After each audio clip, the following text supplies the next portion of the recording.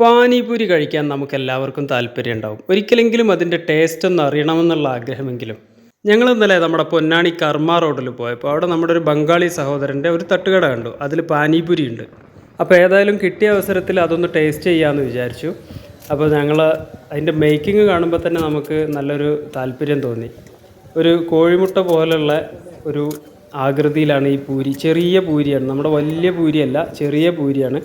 അത് പൊരിച്ചെടുത്തതിന് മുകളിൽ ഇവർ പൊട്ടിച്ചിട്ട് ഓട്ടാക്കുകയാണ്, നമ്മൾ കോഴിമുട്ട പൊട്ടിച്ച് ഓട്ടാക്കുന്ന പോലെ.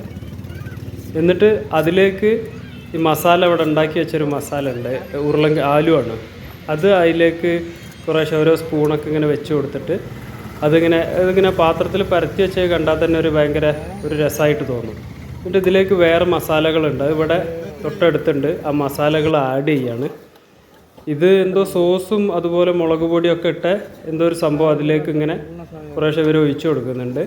പിന്നെ ഉള്ളി മസാല പോലുള്ള കാര്യങ്ങൾ അതിലേക്ക് ആഡ് ചെയ്യുന്നുണ്ട്. പിന്നെ വേറെ എന്തോ ഈ ഒരു ബക്കറ്റിൽ മുളകിൻ്റെ വെള്ളമാണെന്നാണ് തോന്നുന്നത്, മുളകും ഇഞ്ചിയൊക്കെ കൂടെ അരച്ചെടുത്തൊരു വെള്ളം അത് ഒഴിക്കുന്നുണ്ട്. പിന്നെ അതിൻ്റെ മുകളിൽ കുറച്ച് മിക്സർ പോലൊരു സംഭവം അതിൻ്റെ മുകളിൽ ഇട്ടിട്ടുണ്ട്. ഇനി നമുക്കിതൊന്ന് ടേസ്റ്റ് ചെയ്ത് നോക്കാം. ഇതൊരു നോർത്ത് ഇന്ത്യൻ ഡിഷാണ്. ഈ നോർത്ത് ഇന്ത്യൻസ് നമ്മുടെ നാട്ടിൽ വന്നപ്പോൾ അവരുടെ വെറൈറ്റീസ് അവർ പരിചയപ്പെടുത്തി തന്നാണ്. നമുക്കിത് കഴിച്ചു നോക്കുമ്പോൾ നമുക്കറിയാം ഇതിൻ്റെ ടേസ്റ്റ്. നോർത്ത് ഇന്ത്യൻസിൻ്റെ ടേസ്റ്റ് എന്ന് പറയുന്നത് ഇപ്പോൾ നിങ്ങൾ നേരത്തെ മിക്സ് ചെയ്ത് വെച്ച ആ ലായനിയും കാര്യങ്ങളൊക്കെ കണ്ടല്ലോ. സംഭവം പാനിപൂരി എനിക്ക് ഭയങ്കര ഇഷ്ടമായി. പാനിപൂരി ഉണ്ട് കഴിക്കുമ്പോൾ അതിൻ്റെ ഉള്ളിൽ നിന്നാണ് അതുകൊണ്ട് പൊട്ടുമ്പോഴാണ് നമ്മളെ വായിൽ അതിൻ്റെ രുചി വരിക.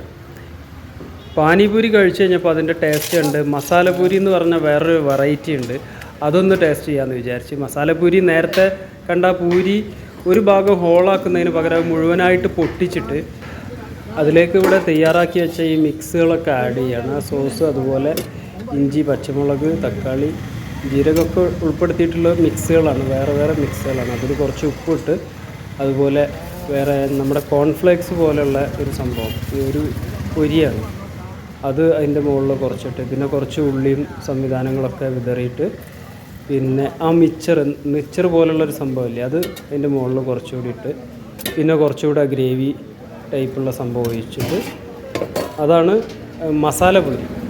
മസാലപൂരിയും പാനിപൂരിയും കഴിച്ചപ്പോൾ നമുക്ക് സാറ്റിസ്ഫാക്ഷൻ കിട്ടിയത്, രണ്ടും സാറ്റിസ്ഫാക്ഷൻ കിട്ടി. പക്ഷേ ഭയങ്കര സാറ്റിസ്ഫാക്ഷൻ കിട്ടിയത് പാനിപൂരിയാണ്. അത് നമ്മൾ വായൽക്ക് വെച്ചിട്ട് പാനിപൂരി വായിൽ നിന്ന് പൊട്ടുമ്പോൾ കിട്ടുന്ന ഒരു ടേസ്റ്റ് ഉണ്ടല്ലോ, അതൊന്നും വേറെ തന്നെയാണ്.